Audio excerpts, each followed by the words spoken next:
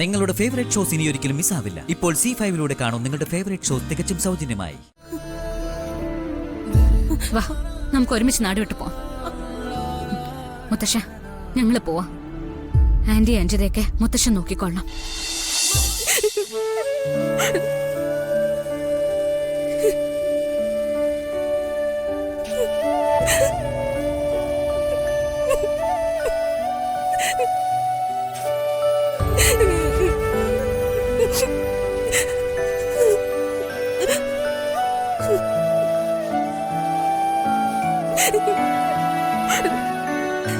ചേച്ചി എന്നോട് ക്ഷമിക്കണം.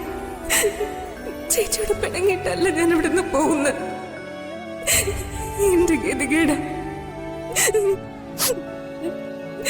സോറി.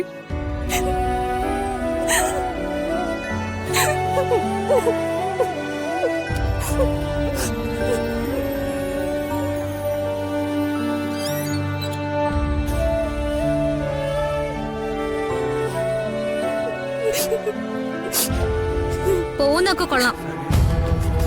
പാതിരാത്രിയാ, സൂക്ഷിച്ചു പോണം.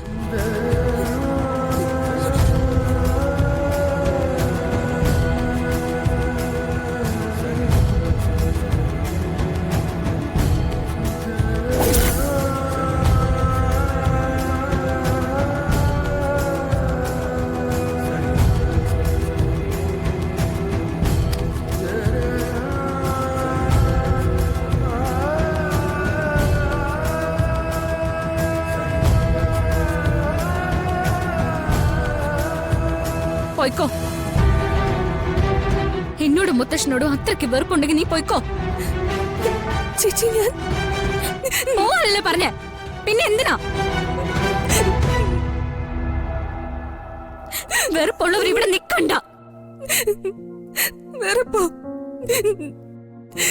എനിക്കാരോടും ഒരു വെറുപ്പുമില്ല. പക്ഷെ ഇപ്പോഴത്തെ ഇവിടുത്തെ സിറ്റുവേഷനിൽ എനിക്ക് വീട്ടിൽ കഴിയാൻ ബുദ്ധിമുട്ടുണ്ട് ചേച്ചി. നിന്റെ കത്ത് ഞാൻ വായിച്ചു. അത് വായിച്ചപ്പോ ഞാൻ നിനക്ക് ദ്രോഹം ചെയ്ത പോലെ എനിക്ക് തോന്നി.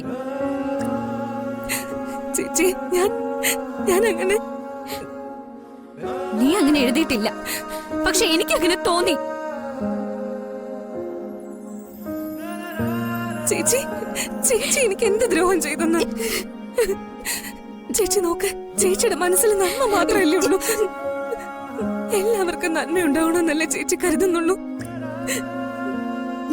പക്ഷെ ചേച്ചിയുടെ ആ നല്ല മനസ്സ് കാരണം ബുദ്ധിമുട്ട് അനുഭവിക്കുന്നത് മറ്റുള്ളവരാ.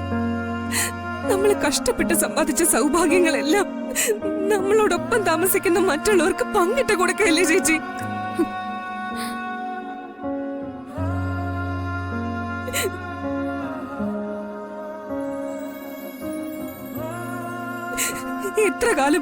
എത്ര കാലം നമുക്കിങ്ങനെ പരോപകാരം ചെയ്ത് ജീവിക്കാനാവും? മറ്റുള്ളവർക്ക് വേണ്ടി ത്യാഗം ചെയ്ത് എത്ര കാലം കഴിയും? ചേച്ചിക്ക് അന്യരുടെ സന്തോഷം വലുത്, അവരുടെ സമാധാനം വലുത്. ഞാനും അവരെ പോലെ തന്നെ വികാരങ്ങളും വിചാരങ്ങളും ആഗ്രഹങ്ങളും ഒക്കെ ഉള്ള ഒരാളല്ലേ. എന്റെ ആഗ്രഹങ്ങൾക്ക് സന്തോഷത്തിനൊന്നും ഒരു വിലയില്ല ഇവിടെ. ശരി, ഞാൻ ചെയ്തതും ചെയ്യുന്നതും ഒക്കെ തെറ്റ് തന്നെയാ. ഇനി നീ എന്റെ ഉപദേശവും കേൾക്കണ്ട. അതൊക്കെ നീ അങ്ങ് മറന്നു കളഞ്ഞേക്ക്. അമ്മയ്ക്ക് നീ കൊടുത്ത വാക്കും മറന്നേക്ക്. ഒരു കാര്യം ചെയ്യാം, നിനക്ക് കിട്ടാത്ത ഒരു സന്തോഷവും എനിക്കും വേണ്ട. ഞാനും വരാം നിന്റെ കൂടെ. എവിടേക്കാന്ന് വെച്ചാ പോവാം. നീ ഒന്ന് വെയിറ്റ് ചെയ്യ്, ഞാൻ പോയി ബാഗ് എടുത്തിട്ട് വരാം. ചേച്ചി ചേച്ചി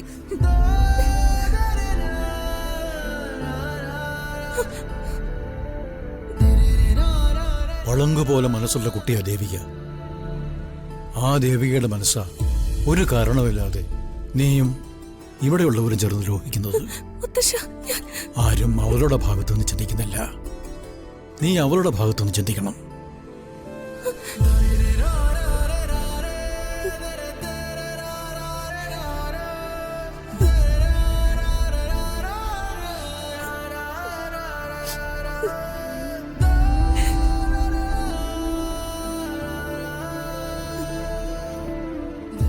വാ നമുക്ക് ഒരുമിച്ച് നാട് വിട്ടു പോവാം.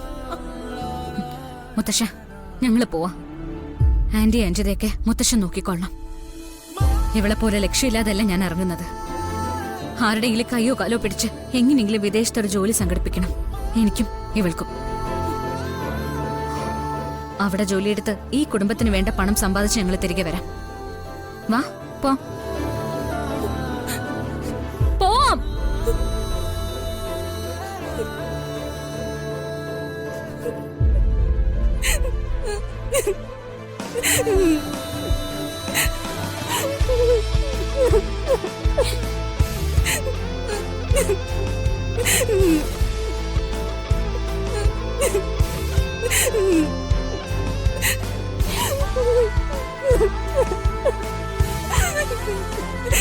ചേച്ചി ചേച്ചി എന്നോട് ക്ഷമിക്കണം. എന്റെ മനസ്സാകെ കലങ്ങിയിരിക്കുക. എന്താ ചെയ്യണ്ടെന്നൊന്നും എനിക്കറിയില്ല ചേച്ചി. അതുകൊണ്ടാ ഇവിടുന്ന് എവിടേക്കെങ്കിലും പോവാന്ന് ഞാൻ കരുതിയത്. ഇവിടെ നിന്ന് മാറിയില്ലെങ്കിൽ ഭ്രാന്ത പിടിക്കുമെന്ന് എനിക്ക് തോന്നിപ്പോയി.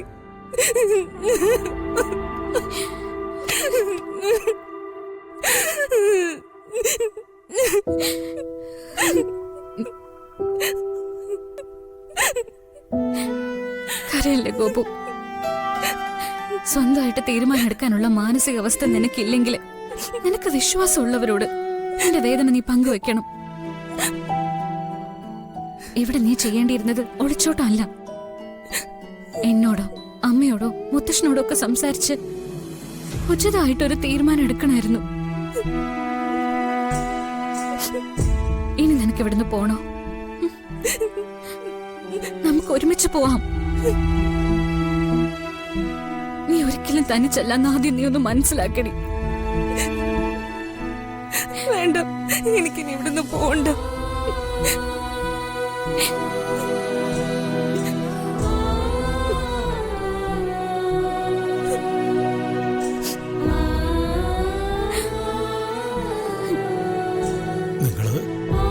നിങ്ങള് നല്ല കുട്ടികളാ.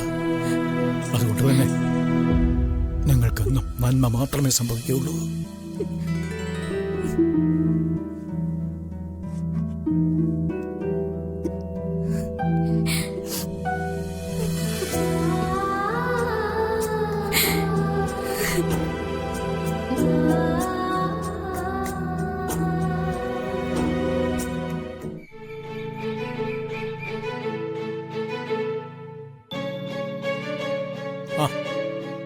നമസ്കാരം. വരൂ വരൂ വരൂ.